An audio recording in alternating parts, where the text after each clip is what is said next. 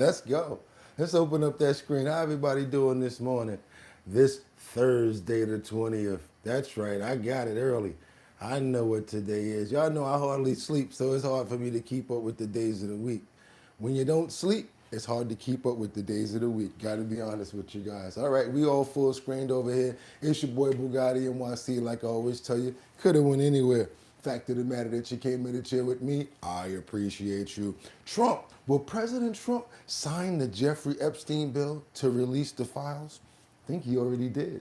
Yeah, just have a whole header. Just got a lot more to get into. Don't worry about it, y'all. We gonna get it. Let's get these quick prayers in for my sister, Rebecca Lanyan Bueno, and I'm hoping that you have a good, healthy day today, Rebecca.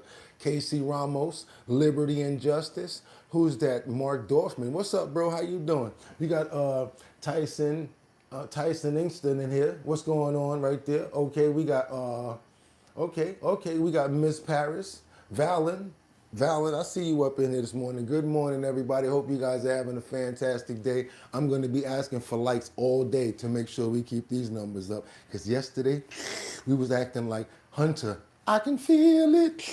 Biden wasn't good, but it's all good because we actually had a good show. Just like to make sure the numbers are up. What's going on? How everybody doing over here? It's your boy Bugatti NYC. This is our bottom line.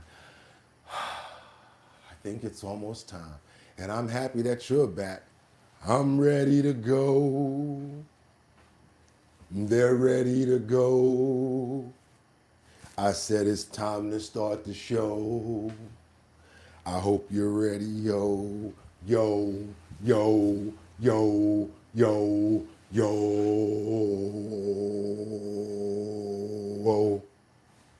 I need to take a drink of water. Wind it up. Wind it up. Now that you're back, wind it up.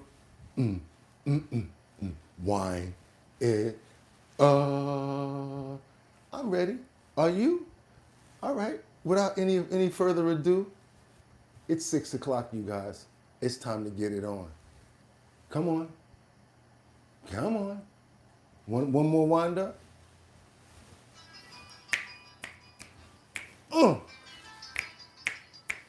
Olay.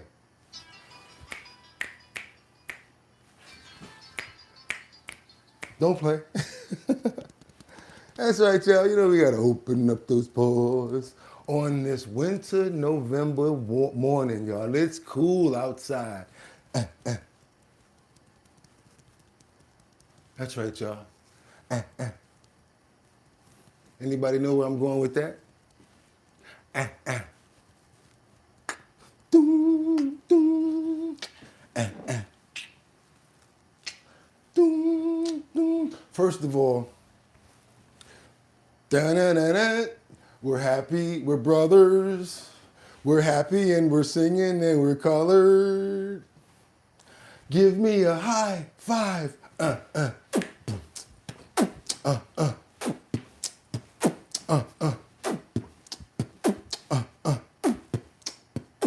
Doom, doom, doom, doom, doom, doom. I said, relax yourself, girl, please settle down. Relax yourself, girl, please settle down. Relax yourself, girl, please settle down. Relax yourself, girl, please settle down. Well, honey, got me mesmerized with your black hair and your fat ass thighs. Street poetry is how I every day. But yo, I got something when you trot my way. I was working at the club, girl. If I was working at the club, girl, you would not pay. Hey, yo, my man Fife Diggy, he got something to say. I like him brown, Puerto Rican, or Haitian. My name is Fife Dog from the Zulu Nation. Boom, doom, doom, doom, doom, doom, doom. That was that joint right there. Y'all know what I'm talking about. And y'all know why I'm amped up. Because bump that beat. It's Thursday the 20th. That's right, y'all. It's 2025. I'm your host, Bugatti NYC, and this here's our bottom line. Where we be talking about this and that and that and this and this and that and that, what we be talking about, this and that and that, in this, and those flames got me lit. It's your boy Bugatti NYC. This is our bottom line. Whoever misses the show today, I feel for you. Cause I am turned up. I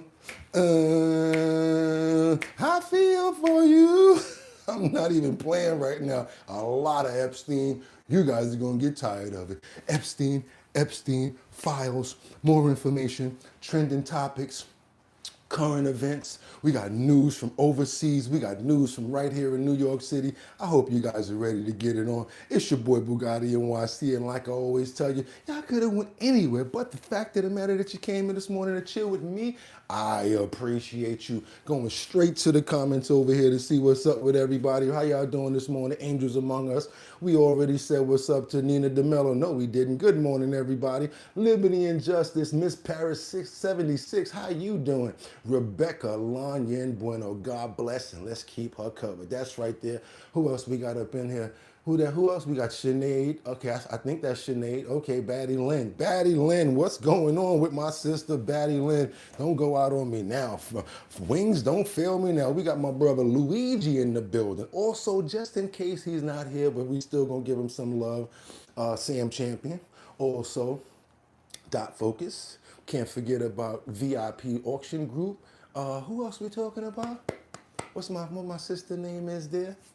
I'm sorry, that's it. That's all we got to do because we got a lot to get into. I don't want this to be a slag drag show today. We got a lot to get into, you guys. I hope everybody's good, but amen. And let's get those prayers out to everybody so that we have a good show. Let's make sure that we have a good flow. Give me the power, the energy to keep you guys entertained, Lord. Amen. That's what I'm going for right now. Give them good content as well as the truth, the best way I can give it to them. Amen, Lord. Let's go. I'm ready to get into it, you guys. As you can see, your boy is representing the flag. I have absolutely nothing to do with any sort of party. I just like to wear different colors. You might see me in pink. You might see me in neon. You never know. You know why? Because I like to experience life. So there's no limits over here when it comes down to colors. With that being said, you guys, I'm just going to ask you guys to do one thing. Stay on topic because we got a lot to get into. And I got 5 on it. I'll be stacking 5 videos at a time, and I already said it. Let's try to stay on topic as well. And then you know what I'm going to ask you to do? Tell me where you're chiming in from. Love to know what time it is. Why? So that I can go find content in the areas that you guys are from. Without any further ado, let's get into these titles. It's time to get busy, y'all. Let's go. What do we have here? We've got Trump. He already says, will President Trump sign the Jeffrey Epstein bill to release the files? Just because he signed the bill to release the files does not mean that they're going to come out. I'll show you guys what I mean by that. Let's keep on moving forward.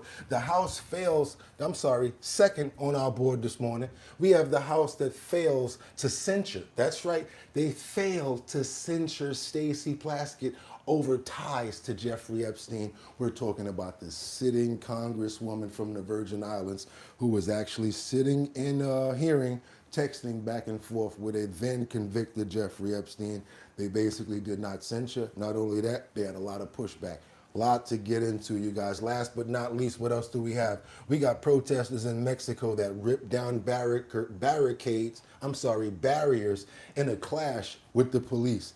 This was pretty intense, you guys. We got the full video. I can't wait. We got a lot. I'm talking about we're overloaded. It's going to get to the point where I'm just going to try to keep on stacking.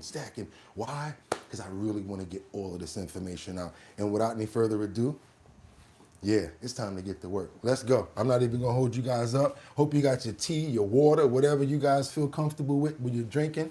And as long as you can be here with us, you're about to get well informed. We're going to start it off with President Trump, who's basically going in on a little bit of joking, but a little bit of truth, talking to Scott Bassett about you need to get your boy in order right now because you're going to get fired if you don't. We're going to start it off like this as Trump tells Bassett to work on Jerome Powell or you're going to be fired. Check this out, you guys. Haven't heard those words from him in a long time, ever since he was on that reality show, right? Scott, you got to work on this guy. He's got some real mental problems. No, there's something wrong with him. It's just sweet. I'd be honest, I'd love to fire his ass. He should be fired. Guy's grossly incompetent. And he should be sued for spending $4 billion to build a little building. I'm building a ballroom that's going to cost a tiny fraction of that, and it's bigger than the whole thing put together. You got to work at him, Scott. The only thing Scott's blowing it on is the Fed. Because the Fed, the rates are too high, Scott. And if you don't get it fixed fast, I'm going to fire your ass, okay? I can't tell you, Scott, sir, don't fire him. Sir, please don't fire him. He's got 3 months to go. Don't fire him. I want to get him out, Scott. Please. He's the voice of reason. You're very lucky you have him, I'll tell you that. Done a good job. I think Howard's a little bit more for firing him. Right, Howard? I think Howard would say, get him the hell out of there. Anyway. Oh my God, you see, that's what I'm talking about. He does not pull any punches when he's talking. I'm talking about what other president would talk like that. Let's keep on going over this situation right here. Where the Trump administration launches an effort to dismantle the entire education department. This is pretty intense right here. How many people agree with this? If you agree with the Trump administration dismantling the education department, thumbs up. If you don't, thumbs down. I want to keep it going, but I'm trying to stay in tune with you guys. Let's keep it moving. The Trump administration is taking major steps in its plan to dismantle the Department of Education, offloading billions of dollars in grant programs to other federal agencies. Education Secretary Linda McMahon saying this helps ensure your tax dollars go to a world-class education system. But the move was met by small protests outside department headquarters.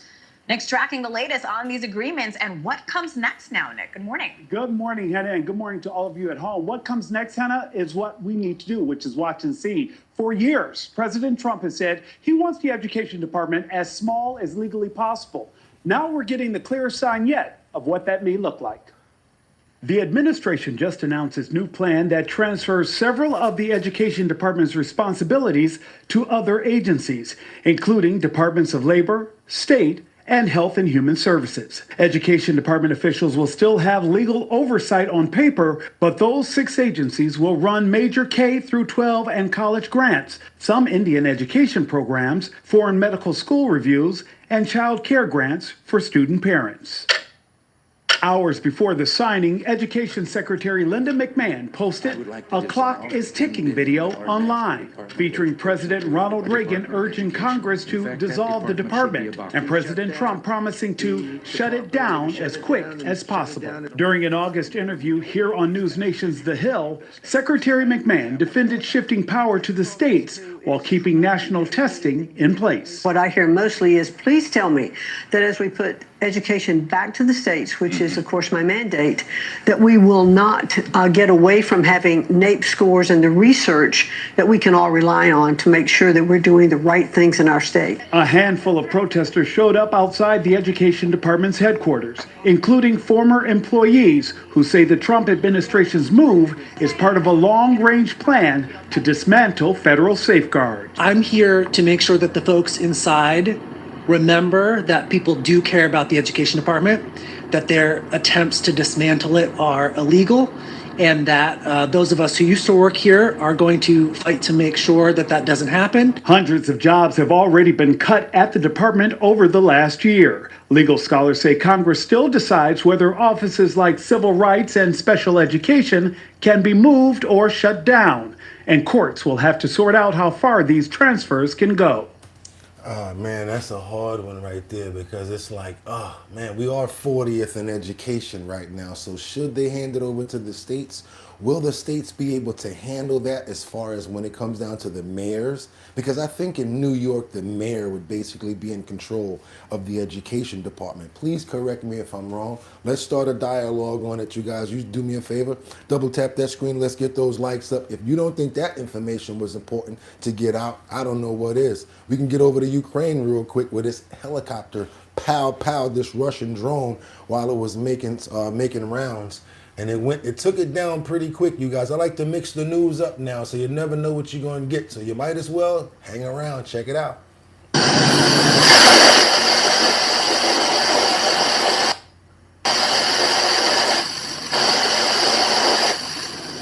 Bye-bye. These are the games that we playing right now nowadays, you guys. It's like an arcade almost, but in real life. Yes, that was a real person. That was a real drone. Real situations going on nowadays, you guys. And when it went down, boom, imagine what else was on there as far as artillery, which made it, a little more. Check it out, you guys. Keep on moving forward. I already told you. Doom, doom, doom, doom, doom, doom, doom. Doom, doom, doom, doom. Doom, doom, doom, doom, doom, doom, doom. Bust it. Doom, doom. Remember Jim Carrey did that and in Living Color? He was like, white, white, baby.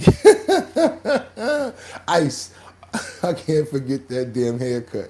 ICE makes a shocking arrest of migrant truckers wanted for the T word. I can't say that word. I'm going to let them say it, you guys. Let's turn up right now, y'all. It's time to get busy up in here. Let's go. ICE announcing it's arrested this illegal migrant truck driver from Uzbekistan, saying he is wanted in his native country for distributing propaganda and recruiting terrorists. Agents arresting him while he was driving an 18-wheeler in Kansas. Pennsylvania issued him a commercial driver's license after the Biden administration let him in more than 2 years ago. Joining us now is Pennsylvania Congressman Brian Fitzpatrick. It's like the Oprah show. You get a license. You get a license. You get a car. Congressman, there's so much wrong with this story. Number one, the company that hired him, and number two, the state that let him get a license. Go.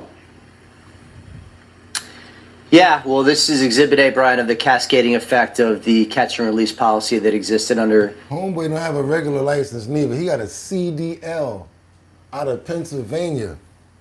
The prior administration. So Bazarov was a 31-year-old Uzbeki national who was charged with multiple terrorism charges, not just being a terrorist himself, but training and recruiting terrorists. The Uzbeki nationals... The law enforcement did their job. They loaded the warrant up to a system called Interpol, which is an international clearinghouse for any warrants across the globe. But he comes to the southern border, tries to sneak across the border, is encountered by Border Patrol officers, provides fake ID. So when they run it in against the system, he doesn't ping. And because the previous administration, the previous Trump administration's Remain in Mexico policy was converted under the Biden administration to a catch and release, rather than being sent south to wait for his hearing, he was sent into the United States. Of course, they never show up for their hearing. And then the cascading effect is DHS then gives him a work authorization because he cleared the protocol at the southern border. And then the Pennsylvania State Department of Transportation gives him a commercial driver's license because he cleared the DHS work permit process. So it's Exhibit A, the cascading effect of the open border policies under Mayorkas and Biden. Real quick. They're trying to say that they wasn't giving them food stamps and stuff like that. This is worse than giving them food stamps and SNAP benefits. You're letting them ride on the road and do crazy stuff. This is crazy, y'all. Okay, y'all, Trump signs the bill forcing the Epstein files to be released. On a bill forcing the release of all of the remaining files related to convicted sex offender Jeffrey Epstein. Live now to our US correspondent Miley Hogan with this developing story. Miley, good afternoon. This is a major breakthrough.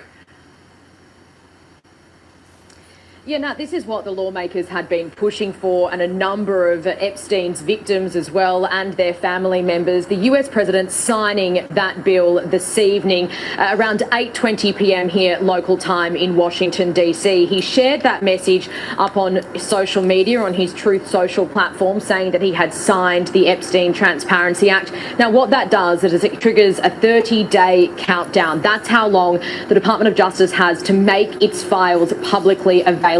This bill calls for the Department of Justice to release all of its unclassified documents, everything it has on its Jeffrey Epstein investigation and its investigation into his co-conspirator as well, Ghislaine Maxwell. It could be things like plea deals, travel documents, flight logs, witness and victim statements as well. I hope it's stuff in there that makes it so, I'm sorry, bad that she can't get that pardon.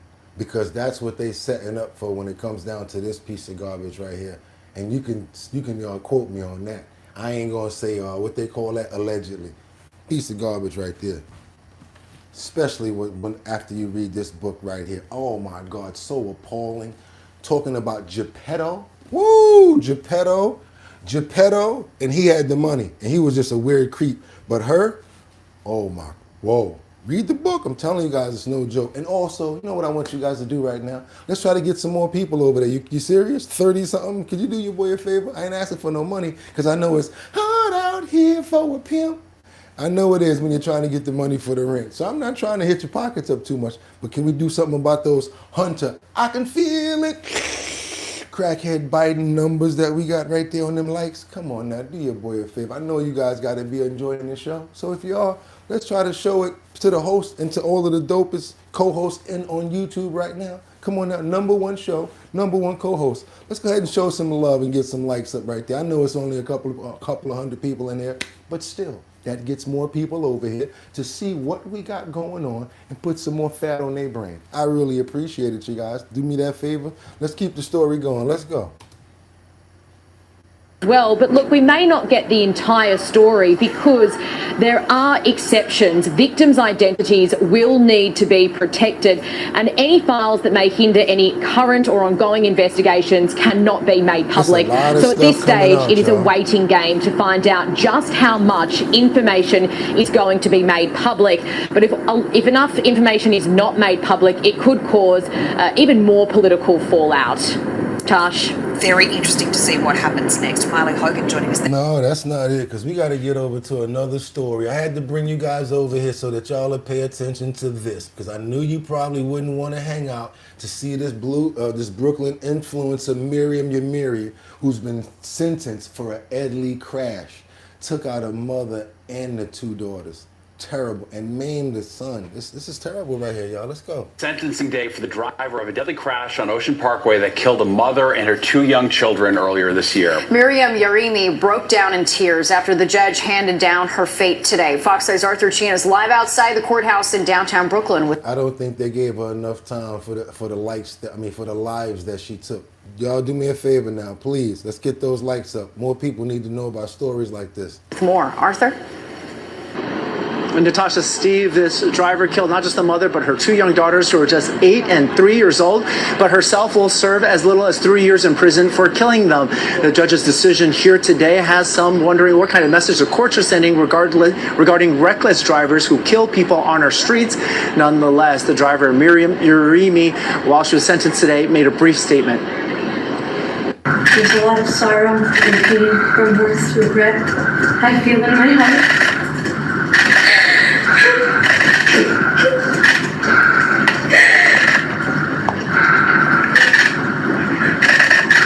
Causing such an unspeakable tragedy. Accept full responsibility. Yarimi was sentenced to 3 to 9 years, but she had faced up to 15 years in prison if convicted on the litany of charges for killing 34-year-old Brooklyn mom Natasha Saada and her daughters Diana and Deborah. She also maimed their 4-year-old son. Now, the crash on Ocean Parkway in March sent shockwaves. So now she comes out like this, and she smiles at whoever's in the well, and then turns around, and then puts on the Academy Award for the 3.5 years to 9. Nah, boo. You need to get that 15 or more, and we need to do something to raise the time for people that cause people to lose their lives like this. This should not just be like what do you call it? Like vehicular man. This should be murder. Yeah, she should be doing like 25 years right now, as far as I'm concerned. Across the city as it was revealed that Yarimi was driving with a suspended license and that her vehicle had racked up more than 90 tickets in just the year leading up to that fatal crash. At least 20 of those tickets, Fox 5 found, were for speeding, and the vast majority of them were for speeding in school zones. Now, Fox 5 has also learned that Brooklyn DA Eric Gonzalez opposed today's sentencing. Sources in the DA's office telling us that he wanted the case to go to trial, but that because Yarimi pled guilty last month, the case went directly to sentencing with the judge, Danny Chun. Now, in a letter obtained by Fox 5, Gonzalez tells the judge they have video from start to finish showing Yarimi speeding through red lights and driving while using the video feature on her phone while holding it in her hand. Also saying that Audi's data showed that the gas pedal was fully floored going into the intersection at 68 miles per hour, where the speed limit was 25, when she smashed into the family with her 2-ton vehicle. Now, let's show you the transcripts from Yarimi's phone call. The DA's letter includes those transcripts that of calls that she made while in jail to her ex-husband, saying things in terms of remorse, saying, quote, "Why should I apologize? I'm as much as a victim as they are." And then speaking to her entitlement, they quote her saying, quote, "You always know how to contact people to get out of trouble. Why can't you contact the judge to get me out? And why isn't the Jewish community helping me?" No, this sends a clear message that... As we see, they did by her getting that 3.5 to 9. Yeah, they did. This driving is not so bad. She's been driving recklessly for a long, long time. She did it here. She got a minimum sentence. And I think this doesn't send any message at all, other than a lenient message. It doesn't send any message at all. That's a terrible, tragic situation right there, that she hurt the family as well as many people in the city and took those lives away from the people. Lord, we pray for the souls and we hope that we get better sentencing and better strength. I know I'm not supposed to say certain things like that. I know. We ask for it today. Amen. Terrible, terrible, y'all. Let's get on over to the Bay Area. We got to keep on going to an arraignment that's been postponed for John Beam. You remember this guy right here, right? The coach. You guys remember the coach? Is this the one about the coach? I think so. Today, the man accused of killing Laney College coach John Beam appeared in court for the first time. He faced a courtroom packed with Beam. And guess who was there? An NFL player too. His family and his supporters, including a former NFL star. NBC Bears' Emma Goss joins us from the courthouse with what happened in that court. And Emma, what happens next? Cedric Irving Jr. did not enter a plea today. The arraignment was continued until next month. For now, he's in custody without bail. Irving appeared silent and stoic in Alameda County Superior Court today as a judge denied him bail. Video recordings were not permitted, but inside, the courtroom was packed with members of the Beam family and friends of the beloved coach. Among them, former NFL star and Oakland native Marshawn Lynch. Court documents claim Irving has confessed to killing Beam, and sources tell us he believed Beam had put a hex on him. Alameda County's chief public defender said those reported statements suggest serious mental health problems may play a significant role in this case. The first line of defense is doing a deep dive on Mr. Irving's mental health issues and history. Where did things go so terribly wrong with him? Former prosecutor and NBC legal analyst Stephen Clark expects the defense will soon request a full forensic evaluation to assess Irving and determine his competency to stand trial. It may be at the end of the day that it's not about guilt or innocence, but about where Mr. Irving spends his time. Will it be state prison or a state mental institute? Yeah, because people be thinking that just because they claim crazy, whatever like that, oh, I'm going to go claim crazy. They're going to send me to the doctor and I'll get out. It's even harder in there, because now they evaluating you. They got you in there with that crazy jacket on. And guess what? You with real crazy people in there all the time. Oh, what was that? Out of nowhere. You know what I'm saying? Like, what the hell? Exactly. Now, meet your people. Exactly, buddy. And you still gonna get locked up for the same amount of time. I heard people say that before. I've heard people say that many times. I try to claim crazy. Next thing you know, they send me to a real psychiatric hospital. And there was some real crazy people in there. You know what I did? I got sane real fast. I told them the truth. Look here, I ain't crazy. I lied to y'all. Please let me out of here. Go on. Yeah, exactly. Because you don't want to be in there with no real cuckoo for Cocoa Puffs people. Y'all know what I'm talking about. I got to keep on moving because this popular drone company has been facing potential ban. And I told you guys about this. Company's name is DJI. And if they're able to go around and map our buildings, our schematics, get a lay of our land, and all of that information can go back to communist China, how can they can use that information against us? You've seen it happen with Alibaba, certain other companies that had to give Xi Jinping their information, right? Because he owns part of it, because that private piece that he always owns of every company in China. Yeah, so that means he can get documents and information. Let's double tap that screen to get those likes up, you guys. This is important information right here that I think we need to pay attention to and not just let it go over our heads. No pun intended. Let's go.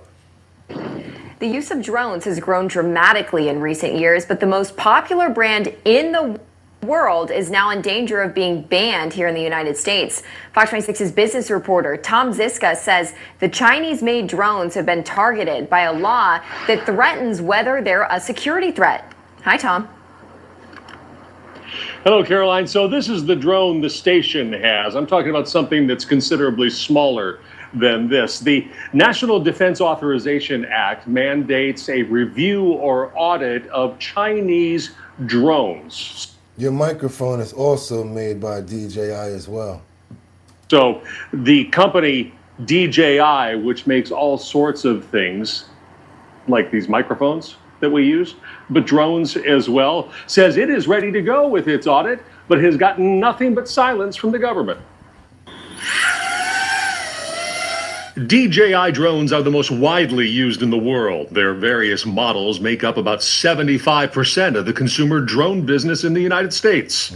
They're the standard. They're the most robust, secured camera, microphone, accessories, drones on the planet. Despite that, DJI's Chinese pedigree is seen as a potential threat that the sophisticated electronics and software that fly the craft and process the images could potentially be a way to collect data. The required audit could answer those questions, but so far, no government agency has taken responsibility for the inquiry. On Instagram, the company has pleaded with its users to reach out to elected representatives before the deadline bans any future sales. And for now, websites like Amazon still show DJI drones are available. But those sales could dry up if there's a ban, while existing recreational, business, law enforcement, and artistic customers would likely see updates unavailable, making their expensive devices potentially hazardous. The updates to the software are designed to mark new no-fly zones, for example, and those are not going to be pushed to the device. This is a mistake. Banning a company just because it's Chinese is not an argument. No, it's not a mistake. It's not a novelty. You need to really look into it and see what's going on with that. It's not. You guys thinking about fun and taking photos instead of worrying about our safety. I think that sometimes you got to do this. Let's figure this out before we let this keep on mapping. I think it's too late, though, to be honest with you. They've already been here for too long, too many different states. There's too many people that are consumers that have already done a lot of flight time. So that means a lot of mapping has already taken place. Just like Google Maps. You see those little cars and those trucks come through? And they have those those things going back and forth on the back of them. They're getting real-time assessments for Google Maps and what imagery really looks like so that they can actually upload that to the satellite. That's what's going on here, you guys. Got to get it from here in order to put it there. But guess what? That information is going to Xi Jinping or China. That's not good for us. Do your boy a favor. Come on now. I know we can get more people over here, especially to talk about this Mexico situation, because we got these protesters that ripped down the palace. They ripped down some palace barriers. They was throwing rocks and everything. I kind of got caught up watching this right here. I couldn't believe how hard they were going at this. This is pretty crazy. They had hardware, utensils, and tools, all types of stuff. Check this out. Trying to pull the gate down with their trucks.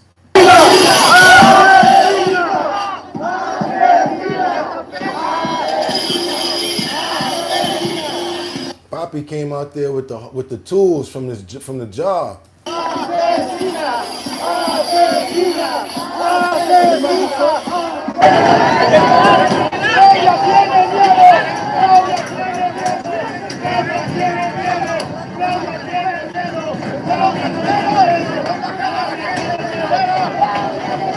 He's like, yo, hand me a rock.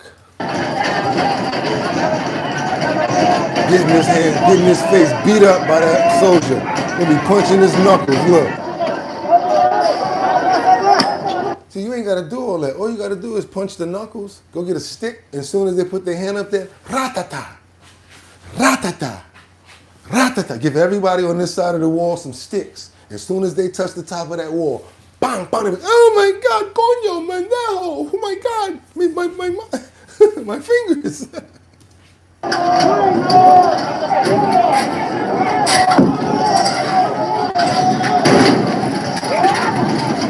These dudes is crazy. You see they tried to ram the metal steel gate. Y'all saw that? And got knocked back.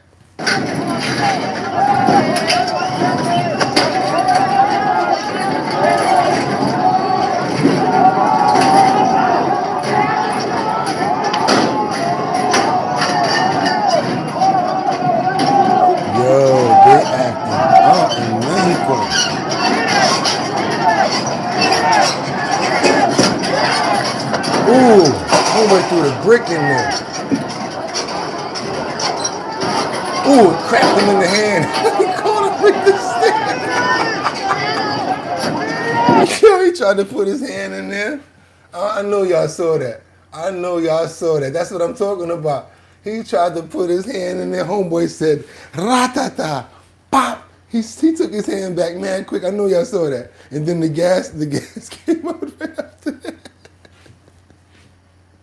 I'll do your boy a favor, double tap that screen. We staying in Mexico for a minute because the FBI is ordering millions of dollars. I'm talking about, millions of dollars to catch this Olympic skier who wasn't just skiing on the Alps. He was actually, he was a Tony Montana sort of skier. He had to connect, y'all. I'm talking about, he had to connect. Check this out, you guys. There is a huge bounty out on him right now. He used to be an Olympic skier. Check this out, y'all.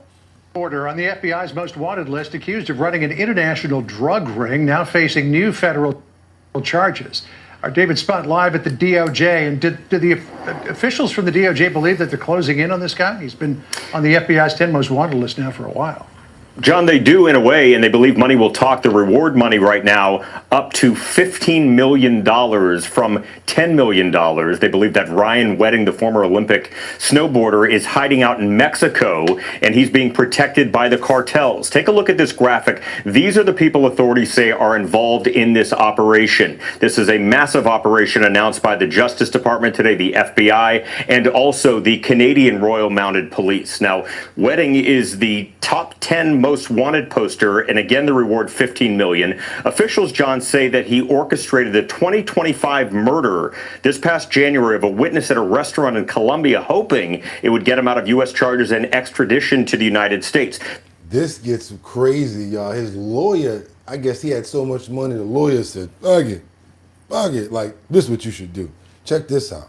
The Canadian snowboarder appeared in the 2002 Salt Lake City Olympics as a snowboarder. Since then, authorities say he's been hiding out with some of the most notorious cartels in Mexico, trying to avoid what could be life behind bars in the United States. Authorities say he goes by different names: El Jefe, Giant, Public Enemy, James King, and Jesse King. He changes his appearance, and he's wanted for allegedly running this transnational drug trafficking network that routinely shipped hundreds of kilograms of cocaine from Colombia through Mexico into the Southern California region, then to Canada and other locations in the U.S.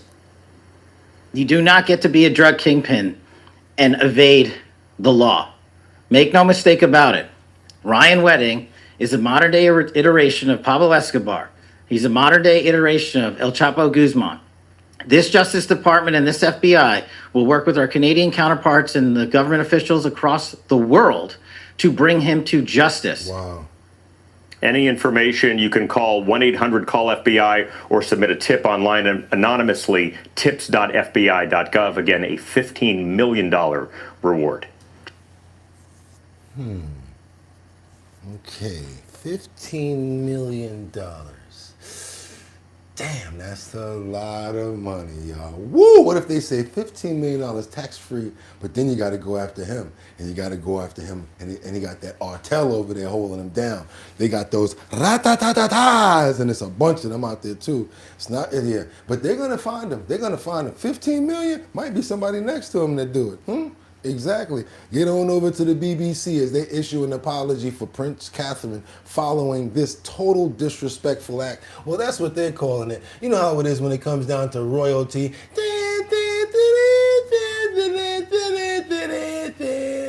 Joining us now is Andrew Eborn, barrister, broadcaster, and president of Octopus TV. Andrew, it's wonderful to see you. Hilarious. It's always a joy to see you, Gabriella. Freaking hilarious. Let's start with the BBC. The BBC has been forced to apologise to Princess Catherine after it made a disrespectful blunder directed at the future Queen and, of course, leading to widespread... Say my name, say my name. They said her name wrong, and it's a big news event. ...backlash. Can you talk to us about what happened here? Oh my goodness, look, unlike the Fonz, the BBC's ready to apologise for all sorts of things. They've apologised to Trump, but he still might be suing for $1 to $5 billion. We'll see what happens there. But also what they've done in the commentary that they had for Catherine, we spoke about last week during Remembrance Day. They referred to her several times, not by her name, Princess Catherine, but by Kate Middleton. And lots of people burst a blood vessel saying it's so totally disrespectful on that sort of basis. It is interesting, though, because if you do a Google search, the most popular searches have not Princess Catherine, but Kate Middleton pops up far more regularly. And it's interesting when you look at some of the other royal women, because obviously you've got Fergie, who's always referred to as Fergie. She used to be Sarah, the Duchess of York. Obviously, that's now gone. So she's gone back to her maiden name of Sarah Ferguson. So we're going to see that. But obviously, your favourite every week, Meghan Markle. Obviously, she's not Meghan Markle at all, but she is the Duchess of Sussex. And but people are basically turning around. They have a lot of love. They're just basically saying, call me by my name and you guys are violating. They're just putting another cherry on top while there's already a lot of stuff going on with Trump and everything. So yeah, now it's time to get on over to this situation right here. We got to break into this real quick because there's some very important news right here. You guys double tap that screen to get those likes up. I know you don't like British and UK news all the time, but we have a lot of people here that are interested. So we try to be diverse with the news. So let's go. We got to get on over here to Australia. That's right. We're going to Australia where the police say they intercepted a kidnapping for an alleged senior gang member. These guys were setting up to get busy, you guys. Breaking news. I got this probably an hour ago. Let's go. 2 days ago, we brought you the story of 3 men arrested over an alleged kill car at Maryland's. Tonight, 9 News can reveal police say they intercepted the kidnapping of an alleged senior Alameddine gang member. Hooded and cuffed, 3 men under arrest at Maryland's, and now we know what they were allegedly about to do. Police documents claiming that Roger Tell, Kabu Brinji and Majdi Hassan were on the verge of pulling off an armed kidnapping. The target, alleged senior Alameddine gang member Khalid El Mubayed. Seized from their vehicle a shotgun and jerry cans full of petrol. Police also later uncovering an alleged getaway car at Toongabbie. Anything to comment on the alleged kidnapping? That's the one that they tried to kidnap right here. That's been brought before him. And that's something that will come out in court when the time's right. Transcripts of encrypted messages tendered to court detailed how one of the accused, 19-year-old Roger Tell, tried to recruit men for the crime, allegedly saying just grabbing him for 30, it's easy as, I can show you video of him coming home from work, and 30K, just pick up Granville, drop him off 7 Hills, and in a separate chat, allegedly asking other people, use wanna make coin tonight, burning a car. Roger Tell made an application for bail here at Parramatta Court today, but it was refused. While the magistrate conceded his age was a consideration, she ultimately ruled he was a dangerous risk. Yeah, he is a dangerous risk, especially from the stuff that he was trying to get people to do, and that's why I wanted you guys to see what's going on over there. We got to keep on moving forward, because like I said, we got a lot, $5 million, not 1, 2, 3, 4, but $5 million is what Representative Sheila McCormick is charged with stealing. $5 million in FEMA funds and using it for her own personal campaign. Let's go, you guys. Let's get it. Let's get into it. Right now. Good evening and thank you for joining us tonight at 10. I'm William Aguirre. And I'm Janice Fernandez. We want to get right to your top story tonight. Breaking news. A South Florida congresswoman indicted, accused of stealing millions of dollars in federal disaster funds and using the money to support her congressional campaign. Congresswoman Sheila Sherfulis McCormick now facing federal charges. She'd already been under investigation by the House Ethics Committee this summer. We have team coverage of the indictment tonight. Local 10's DC Bureau Chief Ben Kennedy standing by with reaction from Washington. But we begin with Local 10's Aaron Mabin in Miramar with the charges. Aaron. Gotta. Janice and Louie, within the last hour, attorneys for the Congresswoman said they plan to fight to clear her name. Oh, yeah? Go for Everybody feels like they're under attack. Tonight, a federal grand jury indicting Congresswoman Sheila Sherfulis McCormick and several associates, accusing them of stealing millions in federal disaster funds, laundering the money, and using part of it to support her 2021 congressional campaign. The money we invested was to make sure that we can touch the people in the community, but the money didn't determine this election because most people put a lot of money in the community, in their campaigns, they don't win. Federal prosecutors say Sherfulis McCormick and her brother Edwin Sherfulis ran a FEMA-funded COVID-19 vaccination staffing contract through their family healthcare company. Prosecutors say in July 2021, the company received a $5 million overpayment. Prosecutors say the group diverted that money and tried to hide it through multiple accounts. The indictment says a large portion of those funds was used for campaign contributions and personal expenses. Prosecutors allege the South Florida Democrat and Nadege LeBlanc arranged additional donations using straw donors, funneling money to friends and relatives who then donated to the campaign as if using their own money. Investigators say the Congresswoman, with the help of her tax preparer, David K. Spencer, filed a false federal tax return, allegedly disguising political spending and personal costs as business deductions. U.S. Attorney Jason Redding Quinones writing, public money belongs to the American people. When FEMA funds are diverted for personal or political gain, it erodes trust and harms us all. Now we're going to see what happens to this case, because a lot of times we see cases like that pop up and the next thing you know, oh, it's been dismissed. They got rid of it. Let's go. Keep on going on over here. We got to get on over to the House as they voted to release the Epstein files. Let's go, you guys. Breaking out of Washington, the House delivered a forceful message today, ordering the Justice Department to release all of its Jeffrey Epstein files. That vote was overwhelming, a major win for the bipartisan group behind this push and for survivors who say they've waited years. KPRC2, Zach Lashway joining us live in the newsroom with the latest on this. Zach. Lisa, after months of delays, the House moved quickly and decisively, 427-1. Lawmakers from both parties said the pressure came from survivors, not politics. The House passed the measure with near unanimous support, compelling the Justice Department to release every Epstein file. President Trump reversed course and backed the bill once it became clear most Republicans support it.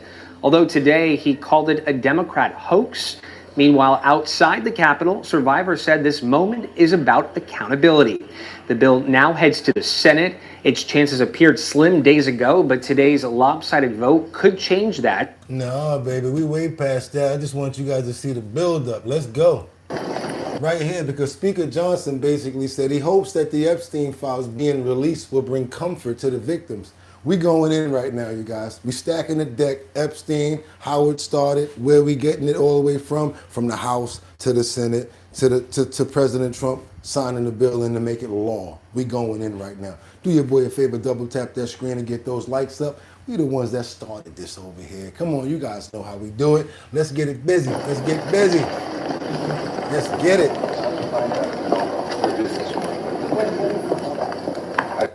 I don't know. I honestly don't know. I got here early this morning. But I don't expect any delays. Some of the victims said they wanted to be at the full office for the signing. Do you recommend Well, I would imagine. I mean, obviously, he is very sympathetic to the victims. I mean, let me say this. I made it clear for months that I thought there were serious flaws in the underlying bill, and I had hoped that the Senate would work to fix and correct those. They decided to go a different direction. That's their prerogative. I was surprised and disappointed by that, but overall, I mean, the bill has passed. Congress has spoken, and you know, we did what was necessary. I hope it brings comfort to the victims and the survivors. Very important to us. There's some heroic women who stood forward, and of course, there, as we've said many times, there's some estimates as many as 1,000 victims of the Epstein eagles. A lot of them had not had their identities, revealed, and that's their prerogative. And we've been wanting to be very careful about making sure they're not unmasked and they don't have to suffer more harm. So I pray that that is the outcome of this. But the Congress has spoken. The president will process that, and there's no delays in this at all. I mean, it's moving forward. So I'm going to check progress. Okay, you guys, James Coleman now. We got some more information. Let's keep on stacking. Welcome back. The Senate approving a House-passed bill which requires the Justice Department to release all files related to convicted sex offender. This is all files. That means everything that you got. No more dribs and drabs. Can we get it all so in the comments they can stop saying, release the Epstein files? This is it, you guys. This is supposed to be it. House, Senate, Then the president signed it. We supposed to get it all now, right? Because we already been here for the long haul for years, for this last year's run, watching all of these videos and seeing what this person is talking about. You guys, I know you got to agree with me if you've been here for the longest, for as long as we've been running this show on this topic. Do me a favor, double tap that screen and get those likes up. We got a whole lot to get into. Let's go. And disgraced financier Jeffrey Epstein. The bill now heads to the president's desk after being unanimously approved in the Senate. House Oversight Committee Chairman James Comer issuing subpoenas to J.P. Morgan and Deutsche Bank for all of Jeffrey Epstein's financial records. The chairman also requesting additional documents from U.S. Virgin Islands Attorney General Gordon Rea. Joining me now is the man himself, Kentucky Congressman, Chairman of the House Oversight Committee, James Comer. Mr. Chairman, good to see you. Thank you for having me. Thank you so much for being here. So what are you looking for? And tell me what you expect, how this plays out. Well, we really don't know.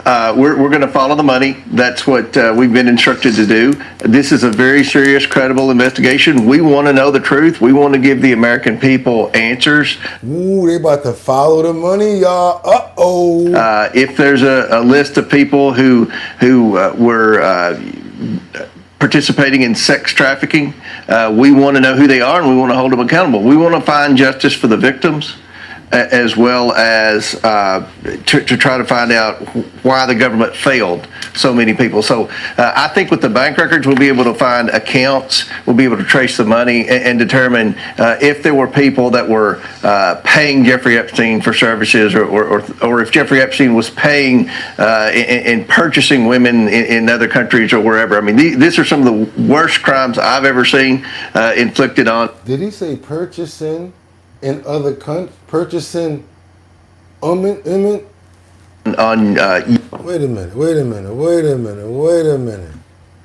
Jeffrey Epstein for services, or if Jeffrey Epstein was paying and purchasing women in other countries or wherever. I mean, these are some of the worst crimes I've ever seen inflicted on young women, and it just doesn't seem like the federal government over the past 2 decades did anything to help these victims. You know, I don't think it's lost on anybody that here you have banks potentially involved in, enabling this sex offender, and yet who did they debank in 2020? Yeah, Donald Trump. Right.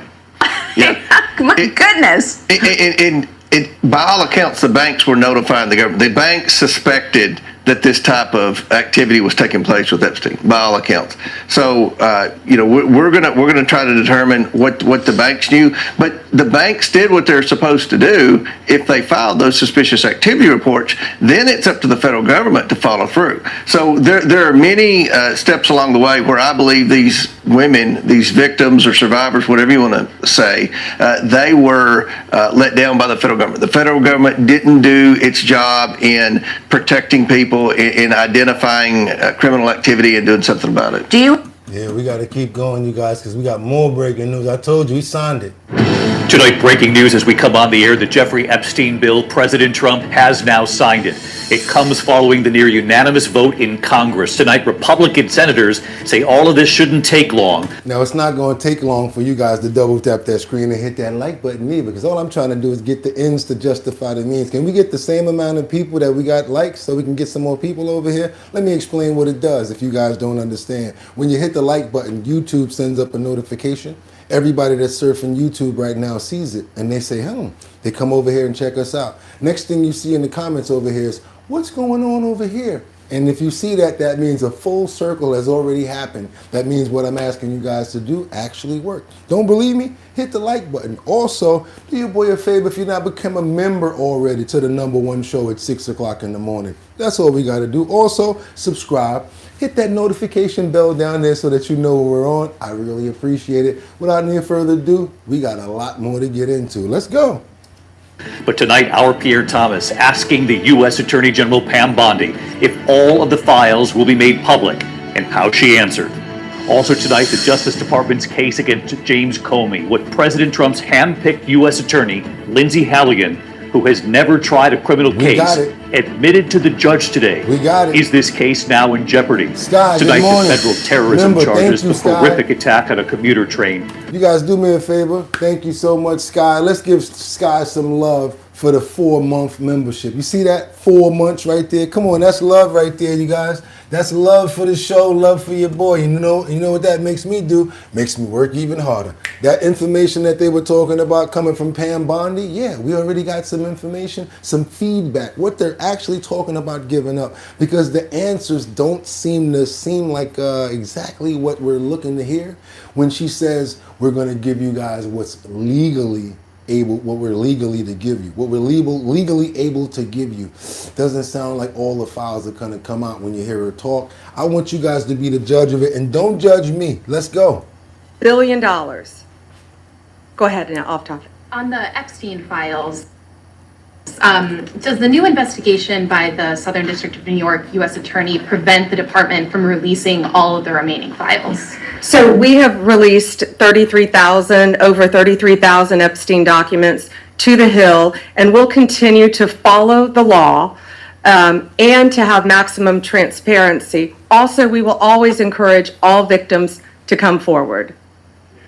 What are the next steps, Madam Attorney General, for the DOJ regarding what we assume President Trump will sign into law with the Epstein files? Is this going to be on the Justice Department website? What are you doing here over the next 30 days as we understand it? We will continue to follow the law with maximum transparency while protecting victims. When you say follow the law, Madam Attorney General, do you mean that you will provide all the files by 30 days? We will follow the law. The law passed both chambers last evening. It has not yet been signed, but we will continue to follow the law, again, while protecting victims, but also providing maximum transparency. Madam Attorney General, the DOJ statement earlier this year saying that the files would not release mentioned the fact that the review of the documents and the evidence did not suggest that any additional investigation of third parties was warranted. What changed since then that you launched this investigation? Information that has come for information. There's information new information, additional information, and again, we will continue to follow the law, to investigate any leads. If there are any victims, we encourage all victims to come forward, and we will continue to provide maximum transparency under the law. Okay, what do you guys think about it? It seems like she's saying the same answer. I guess it's like, because she wants to follow the law. That's what you should do. But does that mean that they're gonna probably, what do they call it? Cover some stuff up with that big black marker, the way that we normally get. I mean, I understand names and stuff like that as far as addresses, but when it comes down to protecting certain people, I don't think so. We got your favorite person over here, My Little Pony. Nice and hair said, Mister, can I please get the whole big bag? That's right, she's still rocking the My Little Pony hair set, you guys. We're gonna see how long it rocks. So far, we got 2 weeks going with the My Little Pony. But yes, none other than one of your favorite people, and I love her too. I think she's pretty. I think she's a nice, nice looking person. We don't agree on everything, and I hope you guys don't take that any kind of way. But yeah, Jasmine Crockett, one of your favorite people. Let's go, yeah, let's go. Implicit in this corruption. But since they're so interested in restoring law and order, I have a couple of suggestions on where they can start. Number one, this is the President of the United States standing beside his best friend, Jeffrey Epstein. As we all know, Mr. Epstein is one of the most notorious sexual predators in American history. For 8 weeks, the Republicans on this committee have chosen to protect these two men instead of providing justice to Mr. Epstein's victims. Now the administration is panicking. First, they campaigned. Angels Among Us says, oh, your wifey. If she was my wifey and she was in the bed with all that hair, I'd be like this. I had it happen before. You'd be like this when you deal with a woman that got that in their hair. You'd be like this. Like, would you tie that up? Now I know what the bonnet is for.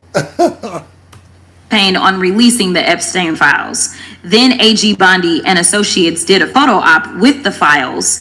And she said, and I quote, the Epstein list is on my desk. Then somehow the Epstein list didn't exist. Then the Epstein files became a Democratic hoax. Now the president is supposedly supportive of releasing the files, even though he's currently ignoring a congressional subpoena to do so. Now the president is simply crashing out. And it's because he can't seem to explain his special decades-long relationship with one of the most prominent sexual predators in American history. It's already public that he's in the Epstein files, but his administration is hiding the context of his involvement, if any, with Mr. Epstein's horrific crimes. Now, this is Miss Ghislaine Maxwell. Miss Maxwell, who obviously helped Jeffrey Epstein traffic more than 1,000 women and girls, well, Donald Trump is now giving her special treatment while she's serving out her prison sentence. He won't even rule out giving her a pardon or commuting her sentence. I don't need to explain why pardoning sex traffickers wouldn't be restoring law and order. Now, this is Secretary of Homeland Security, Kristi Noem. Not only has Secretary Noem been busy filming propaganda ads, she's also been busy cashing in on millions of taxpayer dollars. In fact, Secretary Noem has funneled millions of dollars to a company called the Strategy Group. The Strategy Group helped Secretary Noem win her campaign to become We're going to let her do one more. The governor of South Dakota. Corey Lewandowski, her top policy advisor, has worked with the firm. And the company's CEO is married to Secretary Noem's chief spokesperson, Mrs. Tricia McLaughlin. I never knew This that. is what corruption looks like. They're stealing money from the American people's pockets and depositing it into their bank accounts. Now we move on to yet somebody else. This is the so-called border czar, Tom Homan. Mr. Homan is on tape accepting $50,000 in cash bribes stuffed in a brown paper bag from an undercover FBI agent. Apparently, Mr. Homan accepted these bribes in exchange for awarding federal contracts to his friends. Trump's Department of Justice killed the investigation into Mr. Homan's crimes, and congressional Republicans didn't say a mumbling word. Now, I am not a Republican, I'm not a Democrat, I am not an independent, but I do notice how it's like tit for tat, and because you did that, we can get away with this, and I have noticed that. So you know what, when it comes down to, what do they call it, disciplining somebody, they don't really do that in their own party. And I want you guys to understand something. You might be part of a party out here, but that doesn't mean that you should be blind and not listen and then not want to speak about what's happening. Because you know right from wrong. The same way you guys tell me all the time, why are we watching Fox? Because the information is this and that. You know right from wrong. So you know some of this news is pretty skeptical. You know what I'm talking about when I say that. And again, I am not a Democrat. I am not a Republican. I am not an independent. I'm a human being. And I don't think that a lot of the shifty stuff that we're hearing on both sides is right. Now, y'all messing up. Get it right. Let's get on over to Chicago. Sad story where a woman was, yes, on fire again. Chicago, on the train line, again, gets into it with a man. He decides to try to do the same thing that the guy in New York did. Tragic event right here, Chicago. You guys got to get right. Got to get right. Let's go, you guys. Let's get on over to Chicago. Really disturbing story this morning. A woman severely burned after she was set on fire on a Blue Line train. Yeah, the attacker ran off the train and has... And another thing, they're still looking for this guy. So again, why you always want to get the likes up? To get more people over here to be on the lookout for thundernuts like this guy right here. Matthew Fetty, 3340. She got stolen crypto money from Sam Bankman 2022. Protect Our Future PAC announced Thursday that this is invested $1 million in Crockett's behalf. Okay, check this out, you guys. Let's get into this. Yet to be found.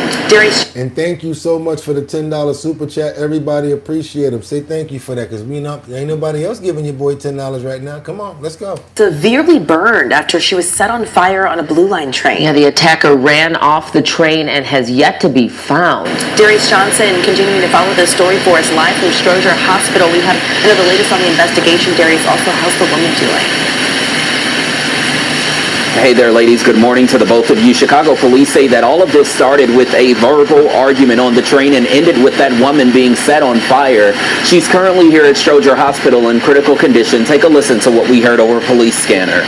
We're getting several calls of this. Arson just occurred. Blue Line, Clarkson Lake and the Blue Line.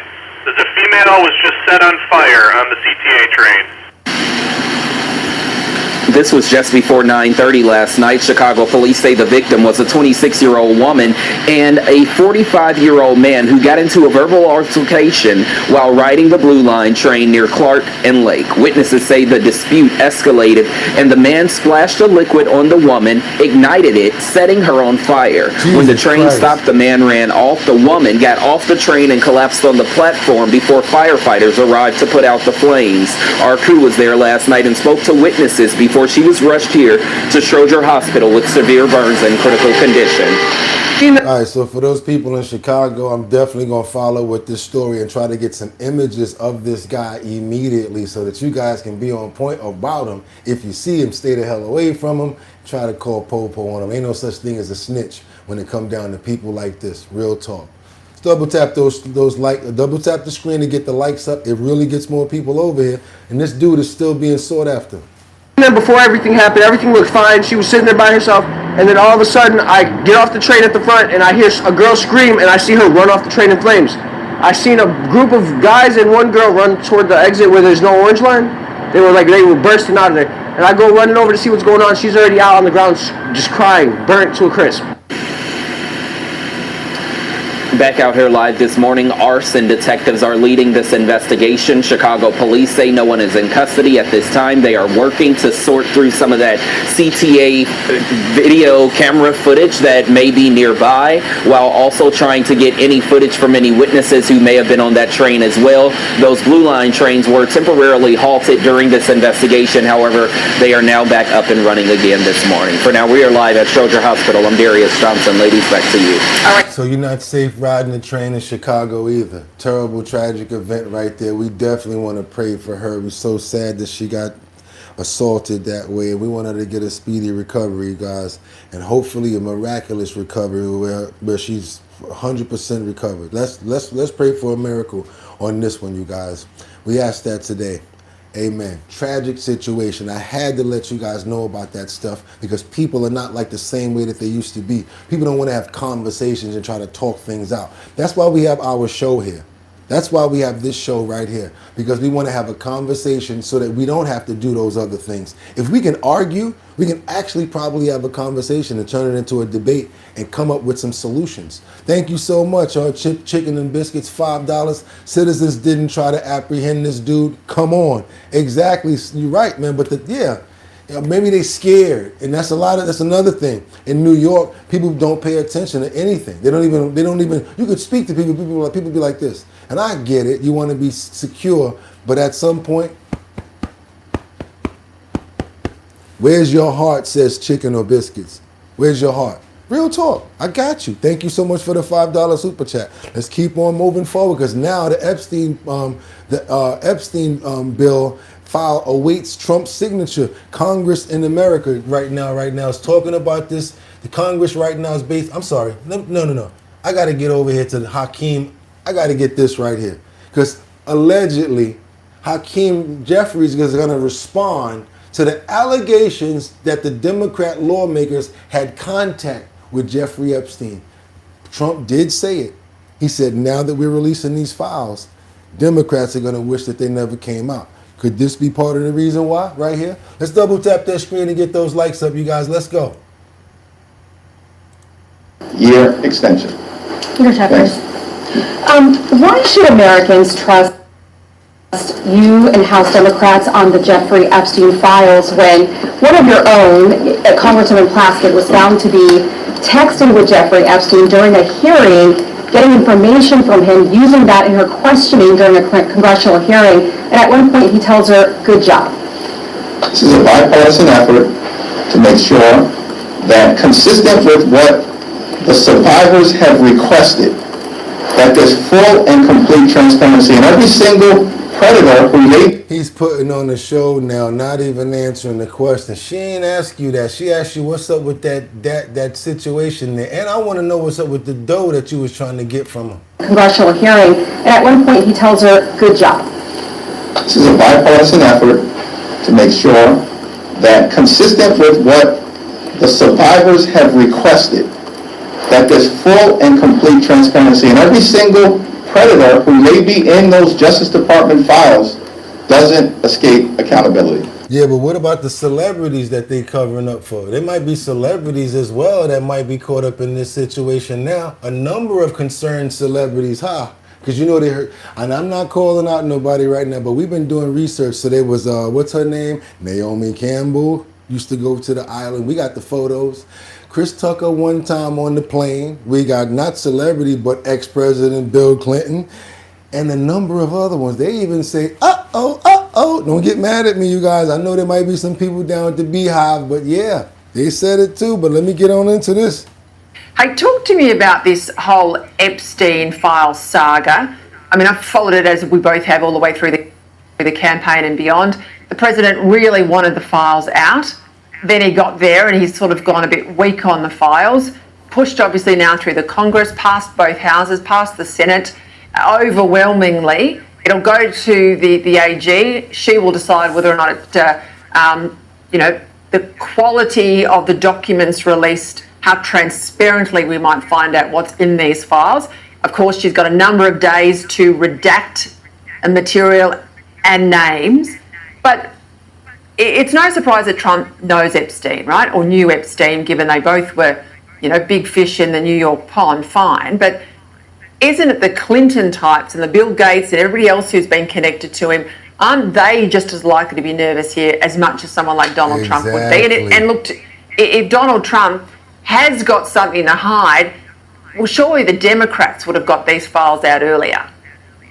Yeah, I think that's all right, Peter. I think that's all true. And who would have thought Larry Summers? Honestly, who would have thought Larry Summers? There might yet be more stuff there about the non-performance artist formerly known as Prince Andrew. I do think this, at one level, this is a populist stunt. At another level, it's kind of sickening, really. It does indicate a kind of moral squalor amongst a great celebrity class of Americans. What Epstein was doing was trafficking underage girls, under 18 for sex, and he was convicted of this, and then a lot of rich, famous Americans remained friends with him, if not availing themselves of his services. And I think from Woody Allen to Bill Clinton to Larry Summers to Prince Andrew, if there was something embarrassing about Trump, I think it's more likely to be in the realm of him still being matey with Epstein, because I think if there was a smoking gun there, as you say, it would have come out. And Virginia Jeffrey, who was very brave about her testimony, said that she never saw Trump do or intimate in any way anything improper. But I mean, Trump is a mixed grill. He's good and he's bad. I don't think it's very attractive that he was such a good buddy of Epstein, but... Yeah, but then again, you got to realize that dude was making sure that he was getting around powerful people because he was using it. Let's keep on going, you guys. And Harvard reopens the probe into who? The person that he just named, Larry Summers, after releasing the Epstein. Harvard University is reinvestigating connections between its former president Larry Summers and sex offender Jeffrey Epstein. A statement from Harvard's spokesperson on Wednesday said the university is conducting a review of information concerning individuals at Harvard included in the newly released Jeffrey Epstein documents to evaluate what actions may be warranted. The university didn't I told y'all we was going in this morning and we was not playing. Let's double tap that screen, get those likes up. That really helps to get more people over here. I don't want to stop the show, just trying to get more people to know what we got going on. Let's go. Mention Summers by name, but the decision to reopen a probe follows the release of emails showing Summers continued a friendship with Epstein long after the financier's 2008 guilty plea for soliciting prostitution from an underage girl. Summers subsequently announced that he would be stepping back from public commitments. His office said that includes resigning from the board of directors of OpenAI, the maker of ChatGPT. Harvard's earlier review, which was completed in 2020, found that Epstein visited the university's campus more than 40 times after his 2008 sex crimes conviction and was given his own office and complete access to a research center he helped establish. Summers was Harvard's president for 5 years from 2001 to 2006. When asked about the emails last week, Summers issued a statement saying he has great regrets in his life and that his association with Epstein was a major error in judgment. The onion is being peeled back. Harvard University is reinvestigating connections. The onion is being peeled back now, boy. Woo! It's a lot of stuff coming out now. Good Epstein here. All right, so they dropped this bomb, they release all these emails, and it looks like it blew up in their face. More information is going to come out in about 30 days or so. What is that? The flight manifests, the FBI investigative files, what? Everything. Yeah, the transcripts for the depositions that Epstein did, the transcripts that Maxwell did, as well as the survivors or the witnesses, they had to give depositions in order to convict Jeffrey Epstein. So the one from Todd Blanche that he just did, y'all gonna get those files too from Ghislaine Maxwell. Ooh, we gonna be reading like crazy around here. Come on now, y'all know your boy been working. Look how that deck was stacked today. We still getting it in. Come on now, double tap that screen and get those likes up. That'll help get more people over here. Get those likes up and give me all the money in your pockets. I'm just messing with you. Because you know I got that Bustelo in the kitchen. And I know it's hard out here for a pimp. Even though today or tomorrow might be payday for y'all. I ain't gonna hit your pockets. All I'm asking you guys to do is get those likes up because it really helps to get more people over here to see the fantastic show that myself and my fantabulous co-hosts are putting on right now. Let's keep on moving forward, y'all. So all of those transcripts are the main documents that are left out there. But I have to say this, Jesse, there were 3 or 4 months ago, the Democrats were screaming, release the documents, release the documents. There were 2 batches of documents. They were talking about the Department of Justice documents, and they were talking about the estate documents, the Epstein estate. So I subpoenaed the Epstein estate documents. That wasn't in the discharge petition. We're doing an investigation oversight. We want the truth. I think the American people want the truth, and we want to provide justice for the victims. So I subpoenaed the estate, and lo and behold, you saw with the last batch of documents that came in, there were emails that implicated Democrats. 2 Democrat members of Congress, Hakeem Jeffries, the minority leader, his campaign was soliciting funds from Epstein, even told him they would meet privately with Epstein if he would make a big enough donation. And then you saw Stacey Plaskett communicating with Epstein to try to hurt Donald Trump. And think about this, a few months after that communication between Plaskett and Epstein, Jamie Raskin named Stacey Plaskett as an impeachment manager. So she was an impeachment manager in Congress, and she was communicating and colluding with Jeffrey Epstein to try to take Donald Trump down. I think that shows there was no relationship with Trump and Epstein once Trump learned many, many years ago that Epstein was a scumbag. All right, and we're just hearing that Trump has signed the Epstein Act, and I guess 30 days from now, I can't really do the math without a calendar, but they're coming. Uh-oh, uh-oh, uh-oh, uh-oh, uh-oh, uh-oh, uh-oh, uh-oh. Come on, y'all. Let's double tap that screen to get those likes up, because you know Raskin is going to try to defend what Plaskett did, right? We're going to give him some time because you know it's only right that we stay on both sides and we stay fair. Do your boy a favor. Let's get those likes up. Come on, let's get some more information out on this. The right to counsel. He had the presumption of innocence. So he's really going in to try to defend Plaskett for what she did, getting these text messages. He had a unanimous jury trial, right? They had a right to cross-examine everybody, put their own witnesses on. Now they want to take a former United States prosecutor, the representative of the people of the Virgin Islands, and without even going to the ethics committee, much less a court, they want to arraign her on some charges based on a newspaper article that she did something lawful. However ill-advised it may have been, she took a phone call from one of her constituents.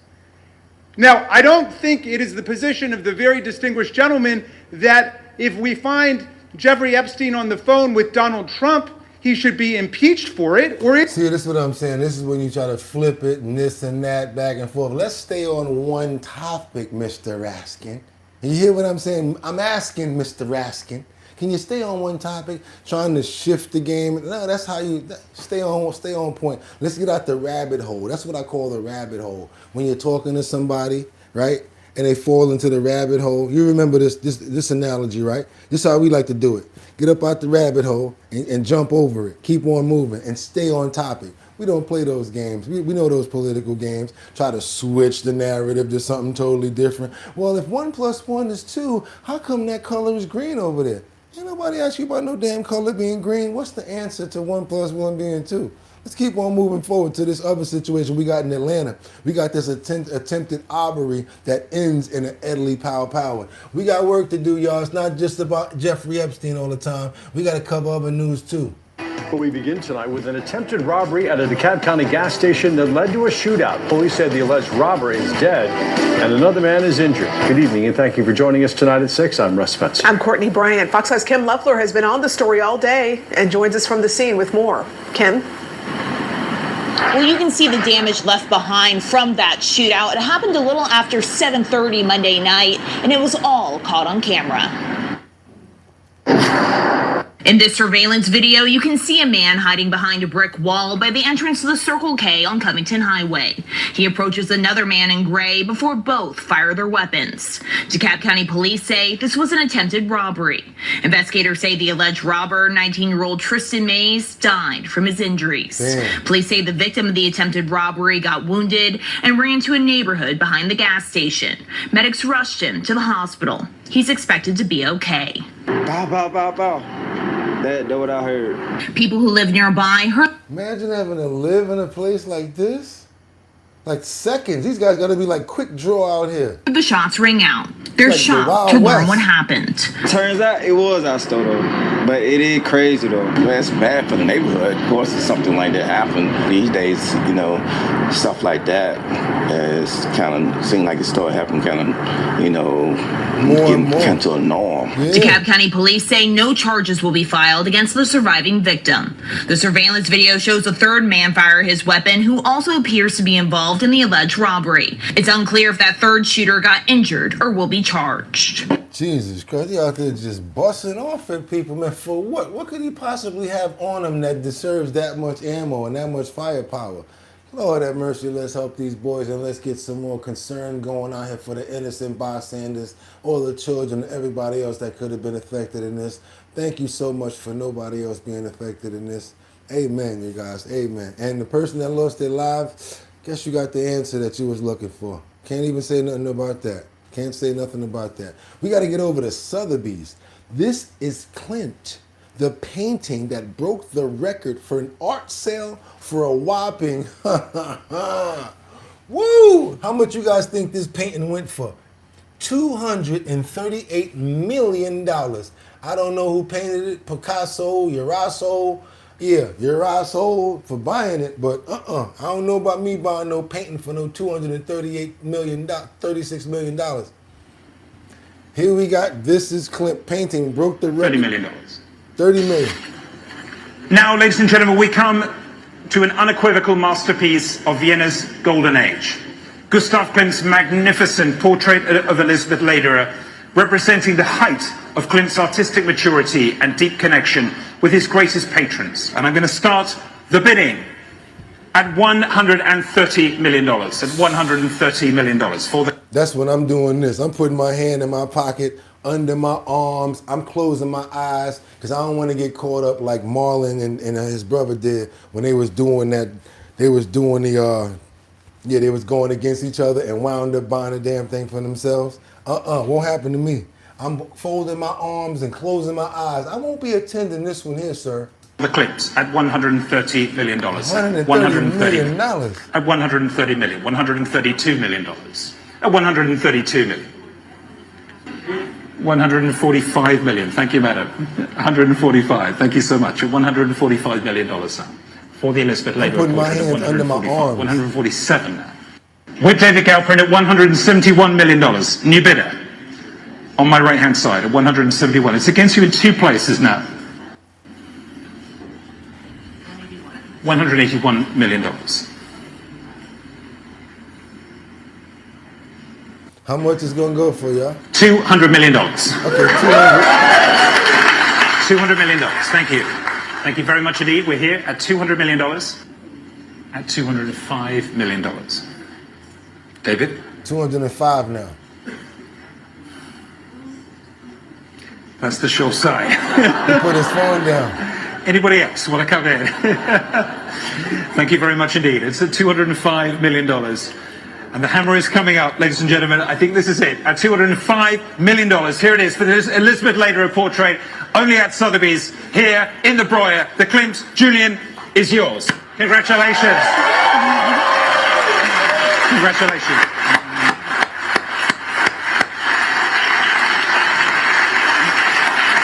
Congratulations. Thank you, David. Thank you. Whoo, he had a couple of bidders on the phone, as you guys can see. Now he's like talking to them like, yeah, we got it, y'all. Yeah, I don't know how many of y'all gonna have to put that money together.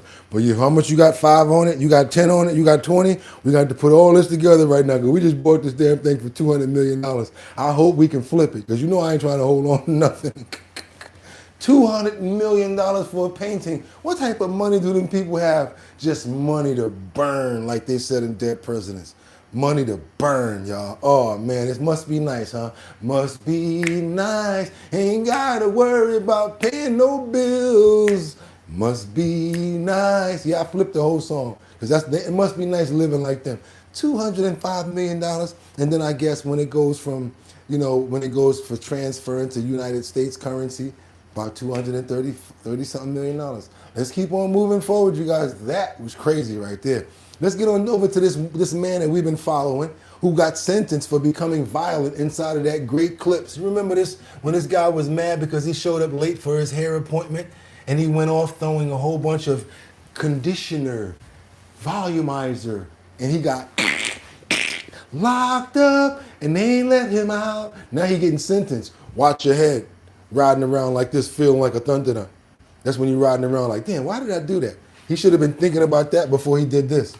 Happening today, the man who pleaded guilty to assault and vandalism charges after an incident inside a hair salon is set to be sentenced to 6 years in prison this afternoon. 6 years for this. He just threw a bunch of stuff. I'm at the Great Clips in San. You need to leave. Shut the No, I cannot. I have customers. Please, sweetie, calm down. I need to leave. Don't call me sweetie.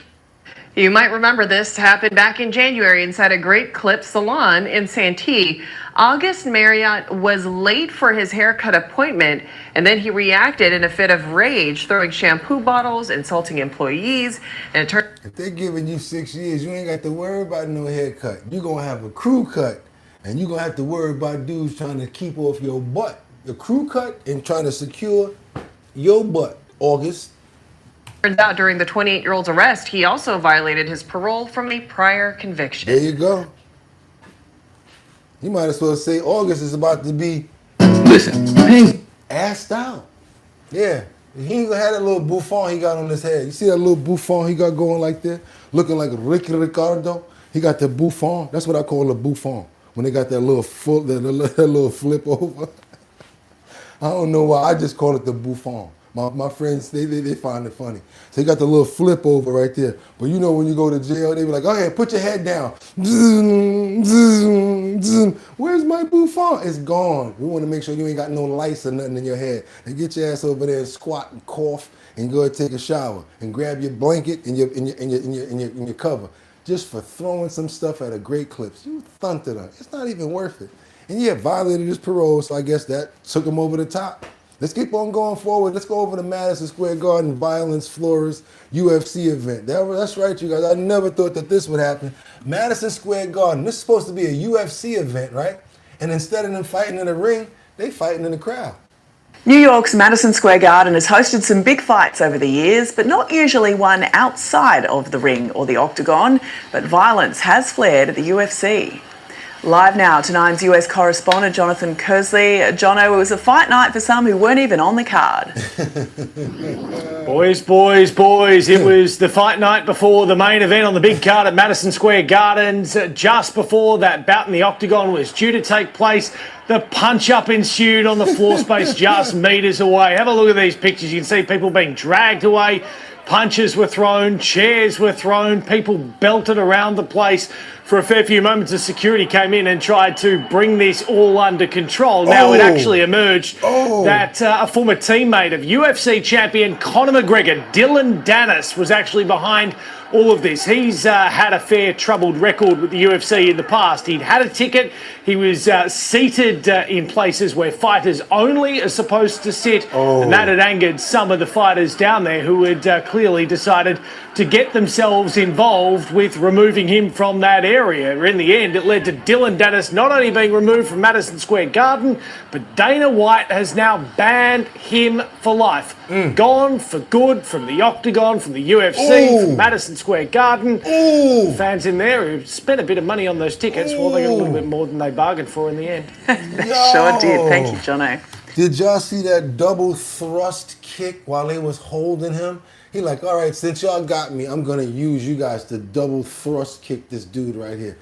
Double foot thrust kick, and then the other dude came with the BOW! In the face.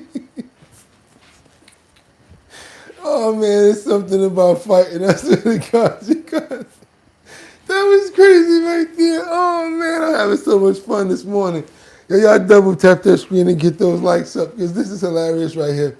Let's get on over to Milwaukee, where this ain't too hilarious.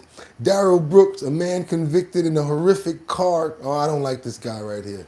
No, I can't even laugh anymore. You see how it just went from laughter to we're going to have to pray because of what this stunt did. And he has the nerve to try to come up on appeal. You don't come up on appeal when you do the wrong crimes like this. Let's get on over to Milwaukee real quick and bring this information up. Well, Darrell Brooks faces a new challenge in his appeal. The man convicted after killing 6 people and hurting more than 70 others in the 2021 Waukesha Christmas parade attack says he doesn't have all of his files. Waukesha County reporter Brett Lemoyne joining us live with the documents just filed in court that really indicate otherwise here, Brett. Do not go anywhere. Y'all about to die laughing. Trust me. After this, trust me. Yeah, that's right, Ben and Mary. Late last month, Darrell Brooks filed this handwritten letter to the Court of Appeals. In it, he asked for an 11th extension to be able to file the necessary paperwork for an appeal. In his letter, Brooks told the judge his prison is, quote, on lockdown due to an ongoing drug investigation. Because of that, Brooks says it's been, quote, extremely difficult locating his case file. The court fired back with a deadline of today for Brooks's former attorney, Michael Covey, to provide proof that he gave Brooks all of his files. The court also asked prosecutors to find out if Brooks' prison is in fact in lockdown. Covey was appointed to Brooks' defense, but withdrew in April after Brooks announced he'll represent himself in the appeal, just like he did during his criminal trial. He's currently serving 6 consecutive life sentences and hundreds more years in prison after a jury found him guilty of more than 70 charges.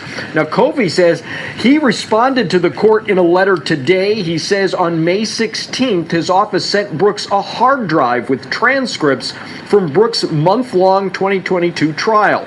Further, Covey confirmed that Brooks' prison... Man, that's it. I ain't gonna give you no more time on here. 6 consecutive life sentences plus all that other stuff that you did. I'd rather watch this right here. Dick Van Dyke. That's right, you guys. We're gonna give this man his flowers while he's still alive. That's right, you guys. Mr. Mary Poppins himself. I loved Mr. Dick Van Dyke when I was coming up. Well, not really coming up because it was pretty. I didn't really get to see a lot of his other stuff because it was like when stuff was in black and white. But I do believe that you should give a man his flowers when he's alive. I would love to get my flowers if I'm not here. So yeah, we're gonna give him a couple of minutes because he just turned 100 years old. And if anybody can tell me the secret to living to be 100 years old, I wanna hear it. Let's go, you guys. Mr. Dick Van Dyke. Let's try to get some audio clearances here so we don't get in trouble. Oh no, we can't do that. I'm gonna let you do your little dance and all. Yeah, let's go, buddy. Let's go. His 100th birthday, Dick Van Dyke has been spreading joy for longer than most of us can remember. Why look so... Can't do it, buddy. I can't do it. But yeah, you the man. There we go. We know. The Mr. Dick Van Dyke. Yeah, chimchemery, and on the roof. Falling his way into our heart. Yep, used to fall all down. Yep. Breakthrough role on Broadway in Bye Bye Birdie to last year's Coldplay video. The iconic entertainer is still going strong. Well, hello, sir. My God, hello, man. How you doing? Oh, good to see you. We're a couple of survivors. Tell me about it. And now, he's letting us in on some of his secrets for living to 100. What's the one question that people ask you the most as you're approaching, this centennial mark? Why are you still walking around is one. The answer? Never stop singing. Singing is the best thing you can do for yourself. Mm-hmm. Usually I'll wake up with a an old tune going through my head. They call her Frivolous Sal, a peculiar sort of a gal, a wild sort of devil. Oh, dead on the level was my old pal. The Dick Van Dyke Show, bringing his unique brand of physical comedy into America's living room. The Ottoman. How did... In one rehearsal, I came in and just fell over it for fun, and Carl liked it and left it in. But it was a call from Walt Disney that landed Van Dyke the role that would make him unforgettable to generations of kids and adults alike. Bert in Mary Poppins. Can't play it, y'all. Y'all know what it is. Y'all know what it is. Partnering with... I had to have the animators next to me all the time, telling me where they were. So we're shooting over and over and over again till I got it just right. Then. All right, you guys, 100 years old. What is the secret? You heard what he said. Y'all got to get up every morning with a song in your mind. I always wake up with a song in my mind. Sometimes it's, I can't forget how she loved me so much. I keep forgetting things will never be the same again. Sometimes I hear that. Sometimes I hear, I don't know. Sometimes I hear, groove me. Oh, baby. I hear all types of songs. And that's why I bring them to you guys every single day. But you know who don't hear songs? A rat that's clinging to the front of your car.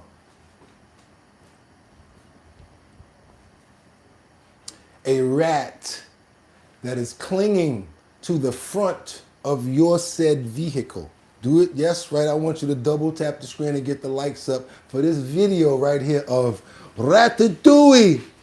He's trying to hold on. Imagine you driving down the street and all of a sudden you driving and a rat pops out of your hood. Oh my God. I don't know about you guys, but I'm gonna show you the response to this woman as she's driving her car, and it's wild because a rat pops out of the hood of her car while she's driving down the busy road in New York. Let's go.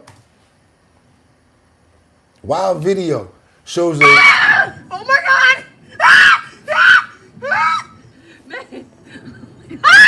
Oh my God! No! Oh my God! You're not gonna... Where is it gonna go? No! No! You just...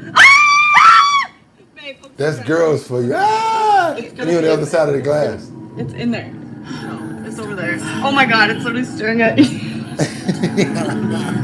Oh, we're not gonna. I'm gonna throw up. Oh my God! Oh my God! Oh my God! Hopefully it'll get the fuck out of there. Oh. Okay, there's cops. Oh. Now they're literally going to start feeling concerned for the critter. Talking about, don't get on the front. You're going to fall off and kill yourself. Why are you worried about it? First of all, you scared. Double tap the screen to get those likes up. Let's thank the chicken or biscuits for the $10 super chat. Every little thing I do, you're on my mind. The way you feel lately is driving me crazy, but you're always on my mind. Okay. Oh. Okay. Oh no, you don't. I wish I could just grab it and throw it. Okay. She said she wished she could just grab it and throw it. Ooh, you put your hand out there to grab it, and then all of a sudden, you got rabies now. Ah! And then you think it's gonna fling out the car, and it comes back and jumps on you, and now it's on you like, ah! So now you driving and going, you know how I could just keep on adding scenarios. So don't put your hand out there to grab that rat. Leave that rat on the hood. He's gonna do his own thing. When you slow down, it's gonna get out. A friend said when you slow down, it's gonna get off. It's gonna get to his next exit, and he's gonna get off because that's where he was going anyway. That's disgusting. Oh my God! Go kill yourself. Matthew said send the car pile up. It fell!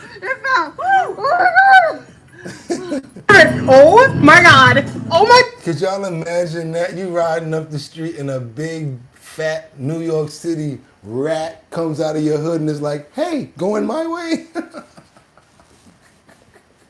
Anybody remember that movie Creep Show?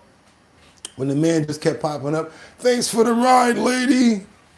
Thanks for the ride, lady. That's what the rat was doing. Thanks for the ride, lady. Oh man, we gotta go over to Janky Productions, aka Carnival Cruise Lines. We got the shock and twist on the loss of a life of a high school cheerleader who's been found on a cruise ship. This minus the siblings could actually have something to do with this, you guys. And you know how I do. Sometimes you got to get these stories out, even if you feel like you don't want to. I got to do it. Let's do it. All right, listen to this. New details in the death of Florida high school cheerleader Anna Kepner, whose body was found on a Carnival cruise ship earlier this month. Court filings now show one of her step-siblings could be criminally charged in connection to her death. The filing revealing Kepner's stepmother was notified through discussions with the FBI that the case could be initiated against one of her minor children as the investigation continues. Criminal defense attorney David Gelman joins me now. David, thanks for joining us. What do you make of these new details? Carly, this is an absolute bombshell. Look, probable cause here, there's going to be a lot of it. And you got to think about it. When these cruise ships, they're like floating security cameras. They have cameras all over the place. So they have a very good idea about what happened to Miss Kepner. And, you know, these new bombshell revelations that came out through this discovery, it shows that potentially the minor children may be an issue here, and they may be actually suspects, or a suspect, I should say. Now, we don't know. It's very, very early to tell, but that makes a lot more sense because the FBI is saying nothing really to the family, and that would actually play into all of this. So it's very interesting to see what's going to happen. Yeah, you know, one of the things that Anna's father had previously said is that everybody on the ship was questioned, and then everybody on the ship was able to be let go. I'm assuming he's talking about the FBI questioning people on that ship. Does that tell you anything? Well, I think that's part of the protocol. You know, the FBI, they have to do their due diligence. They have to do their investigation. And just because they interview somebody and let them go, that does not mean they're not a suspect by any means of the imagination. Yeah, because they're getting information, gathering information. You guys, you know how we do it over here. We're going to keep on going into this story. I'm going to keep you guys up on it. Check this out, though. I know you guys probably didn't hear about this, but I'm going to just come sideways with it out of nowhere. We got this bottle redemption people that got pretty angry at the governor. Yeah, Kathy, Joku, Hoku. And you know what they decided to do? Yeah, the owners were arrested for dropping off cans and bottles at the New York State governor's mansion. Check this out, you guys. They were peed off. Protests outside the governor's mansion in Albany today led to the arrests of multiple bottle redemption center operators, including one from our area. They were calling for the governor and state legislature to make changes and modernize New York's Returnable Containers Act, also known as the Bottle Bill. Benny Nazai was there when it all unfolded at the protest and joins us live outside the governor's mansion this afternoon. Benny, tell us what happened. Well, Mark, it was a very bizarre scene as some redemption center operators sent their message to the state by throwing dozens of bags filled with non-deposit containers just behind me right outside the governor's mansion. Well, she has a garbage administration, so I could agree with that. Every single day you see us up here with the Joku Hoku. I mean, I wouldn't take it this far, but yeah, I guess they pretty peed off with her.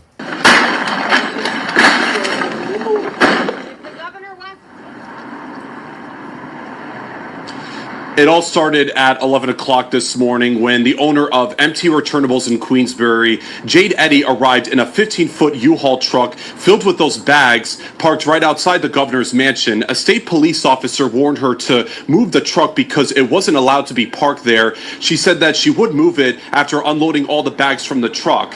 She and fellow Redemption Center operator Peter Sidoti, who's from the Long Island area, then began throwing the bags out of the truck. Now, throughout all of this, Eddy and Sidoti told us about the problems redemption centers have seen all across the state and how those issues have personally impacted them. Shortly after, both were arrested, and another demonstrator then loaded the bags back into the truck, which was later towed. I asked Eddy on camera if she had anything to say about her arrest. Here's what she said.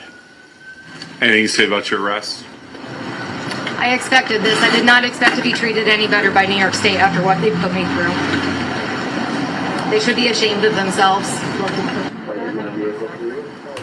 Person that works, she's got a valid point. You know what? One time I actually agree, especially when you're doing something against Kathy Joku Hoku. I wish I was out there with her. Only thing about me, I could run. You ain't gonna catch me. I'm out. I gotta do the show tomorrow. Out of here. They be like, yo, why Bugatti ain't come on? He was up at Kathy Jokel Hokel house throwing bags full of cans, y'all. He couldn't help himself. Speaking of bags full of cans, got a situation where the PepsiCo unveils a new dye. It's free, a new dye-free snack food line. They said it's gonna taste just like the regular Doritos, guys. What do you think? They always come out with these experiments. They say, oh, it tastes just like the blah, blah, blah. Then you get over there and it's like, it's not tasting like it. What's going on with this? So yeah, they just came up with this new situation right here, you guys. I don't know what you guys think about this, but PepsiCo? Do these look tasty to you? I wonder what the Super Bowl ads would look like for these. Next month, new versions of Cheetos and Doritos are set to hit supermarket store shelves. The parent company, PepsiCo, is announcing these Simply Naked versions of the classic snacks. Probably gonna be like 8 chips in the bag, yeah. Which will not contain any artificial colors or flavors. The U.S. PepsiCo CEO explaining that the new version is not a replacement, but just an added option for consumers. And the company also promises the flavor of the snacks will taste the same, even though they will look incredibly different. So what the hell is naked Doritos? What does that mean, naked Doritos? love to hear your thoughts once they hit store shelves. The change, though, does come after the growing push from HHS Secretary Robert F. Kennedy Jr. and the FDA calling on companies to remove artificial dyes from their foods. Several other companies are also working to remove dyes from their products, like Kraft Heinz, for example. But Maha Moms, the movement that really helped to push big food to clean up the ingredients that they are using in their food products, now has a new reported enemy. The New York Times is reporting that major food companies are quietly backing a new group, one with deep pockets and a clear target, the Maha movement. The group's calling for Americans, it's actually called Americans for Ingredient Transparency, or AFIT, you may be hearing it called. And it's reportedly using industry cash to try to roll back some of the Maha Moms' progress, fighting back against state-level bans on chemicals and other additives in ultra-processed foods. Now, AFIT argues that without a single national standard, consumer prices at the grocery store are really going to spike because companies would have to reformulate their products for different states. And look, states really are taking action. I've been reporting on it for months now. Environmental Working Group says that nearly 30 states have passed laws or are considering bills to restrict artificial dyes and other additives commonly found in packaged foods. All right, y'all. Y'all see what's going on? I don't know. I think the prices are going to go up because the formula changes. Also, they're going to use it as an excuse to raise the prices. Why wouldn't they? I know you guys wondering what's going on right now, but you guys remember yesterday when they was chasing that one inmate? He tried to jump into the swamp and turned into Swamp Thing. He escaped from Sumter County Jail. Check this out. We got a little more intimate information on the gentleman, as well as his photo and more information on why he was arrested and how he got out. Get new body cam video showing the moments deputies tracked down and arrested an escaped Sumter County Jail inmate. Joseph Brown escaped Sunday afternoon. Deputies found him hours later in a pond about 7 miles south of the jail in Bushnell. As West 2's David Jones tells us, the sheriff's office says it's now updating security procedures. You better. He ran towards this body of water, this pond. Sumter County deputies on the ground and a chopper in the air as the manhunt for escaped inmate Joseph Brown reached its conclusion. He's in the pond at the corner of this Southwest Road and 675. The 39-year-old apologizing as he exits the pond deputies had tracked him to. He got out looking like the Swamp Thing, y'all. He went in as a white man, came out looking like Swamp Thing. I'm sorry, I left. When you get up, I'm sorry. I'm sorry, guys. Brown was in jail on non-violent charges. Sumter County was asking residents to be on the lookout when he escaped after 5 p.m. on Sunday. Deputies say he left the jail in Bushnell and was seen on nearby Jasper Street stealing an e-bike from a home. The sheriff's office released this picture captured by a home camera of Brown in that area. After he stole the bike, deputies say he then stole a car. He was recaptured about 7 miles south at County Road 675. How you keep on committing crimes when you already on the run? Dun-dun-dun. The sheriff's office says he was on a kitchen work detail and used his position to escape from the jail area and remove his prison top about 50 yards east of the kitchens. The sheriff's office credited the work of Look at Swamp Thing. Look at his face. Look at his face. Detectives, canines, drones, and helicopters for the quick capture, and says security procedures will be updated to prevent similar escapes in the future. He got so much green on him, it look like tattoos. On drugs and everything. Just need to get touching my kids. Are you hurt anywhere? No, man. Covering Sumter County in Bushnell, David Jones. Lord have mercy, man. It don't make no sense to run like that, bro. I mean, I don't know what you did, but I'm not jumping in no swamp, especially where some alligators can be at. Be like this. I'm good, man. I'm good. Also, you guys, let me ask you a question. If y'all appreciate the content, let's double tap that screen to get those likes up. Hit that notification bell down there if you appreciate what we got going on. And let's get those likes up, because guess what we got right now? I don't know if you guys know, but taco. If you had a dog, especially a Chihuahua, and you got him and he was, let's say, a little older, wouldn't you already assume that, you know what, let me do this right here. How am I going to try to break into this? I'm trying to talk to a dog. He's not responding.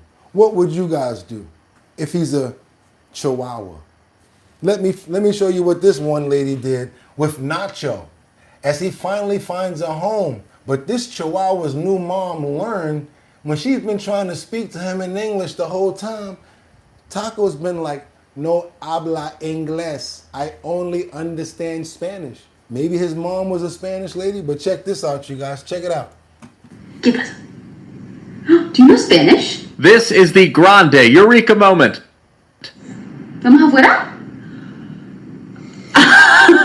When Monica Matute here realized why her foster dog, Nacho, had not been too responsive whenever she said something in English. I had not thought of asking him anything in Spanish, and which is ironic because he's a Chihuahua. This video from late September now has more than 10 million views on Instagram. Vamos.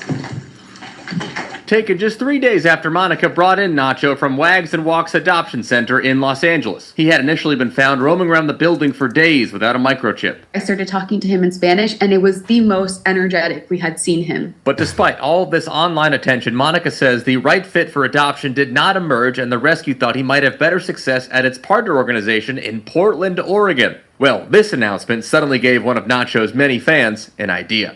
Nancy, how did you find him online originally? So Nancy was confused as to why he wasn't adopted in California. Nancy here and her husband Rick live near Seattle, and a few days later they found themselves driving 3 hours to try and adopt this famous Spanish-speaking perro. Rick sat on a bench and he jumped into Rick's lap, and it was like, okay, well, that's that. Needless to say, they brought him home, and now a week and a half later, ¿Dónde estás? rest assured Nacho is getting plenty of love in his native tongue. And for Monica, after a month of trying to help this dog find a home, she had this to say during her first time chatting over video with his new mama. I just couldn't be happier that he ended up with Nancy. For the record, guys, Nancy has now changed Nacho's name to Rogelio Montoya in honor of Inigo Montoya in The Princess Bride, but she says that she mostly just calls him Mijo, which means my son. Do you know Spanish? Now that right there, straight up and down. Y'all tell me that that's not a Spanish mommy that took over. All right, your name is Rogelio Montoya, but I'm just gonna call you mi hijo. Y'all know who you talking about, right?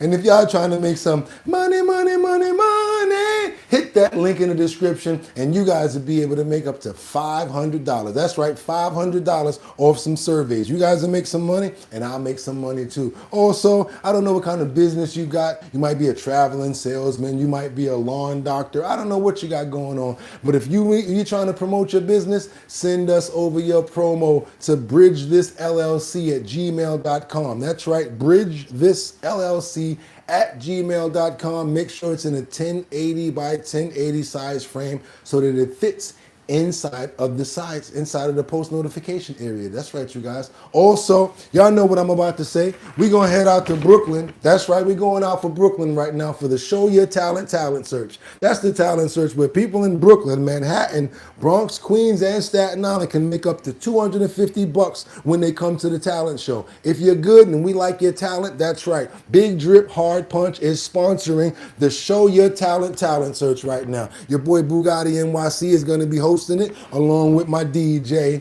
That's my DJ Don Dada, formerly of Black Ink Crew. That's right, we show up to the spot. We do the Show Your Talent show. That's the talent show where you, Manhattan, Bronx, Brooklyn, Queens, and Staten Island can make $250 at the location. After we get all winners from each and every location of those boroughs, we bring them to one central place in Manhattan where you can make up to $1,000. $1,000 is a good amount of money right now, you guys. So check this out. Want to be a part of the talent show?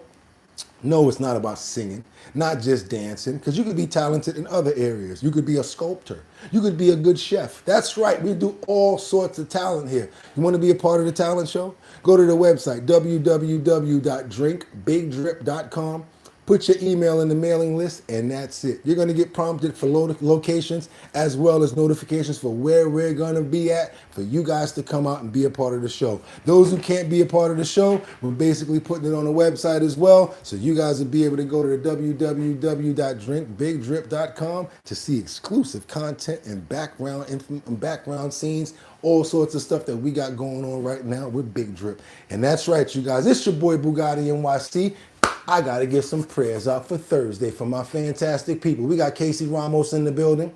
We also got Liberty and Justice in here this morning, Mark Dorfman. We got Batty Lynn, good morning. God bless you. Have a safe and productive day. Sky as well, Casey. Who else? We got Mike Holmes, Luigi, Sky. Thank you so much for coming. Brian Kingston, Brian King B, Mark Dorfman. Who else? We got Miss Paris. Good morning, Valen. Also, we got Casey, Liberty and Justice, Mike Holmes, Still Derek, Ma Swanza, David Stryker, Gallon Edmonds, Matthew Wally, Julia, everybody that's in here this morning. Want to pray for you guys that you have a safe and sound day, Valen. That's right, Jay Holland, 21. Also, that's right, you guys. Amen. And that's how we do it over here at Our Bottom Line. We're going to be here at 6 o'clock in the morning, how we always do it, running it down from the top to bottom, from the politics, current events, trending topics. Y'all know what it is. Y'all could have went anywhere. But the fact of the matter that you came in and chill with me, I appreciate you. So until tomorrow, that's right, y'all. Friday, just got paid. Friday night, 6 a.m. Also, you guys want to keep this going? We have a Discord. Go over to Discord. Keep the chat going. You guys don't have to stop just because I go. Keep the chat going at the Our Bottom Line Discord. That's all you got to do there. Y'all ready? Y'all could have went anywhere. But the fact of the matter that you came in and chill with me on Thursday, I appreciate you. So until tomorrow, get 'em! Peace. See you guys tomorrow.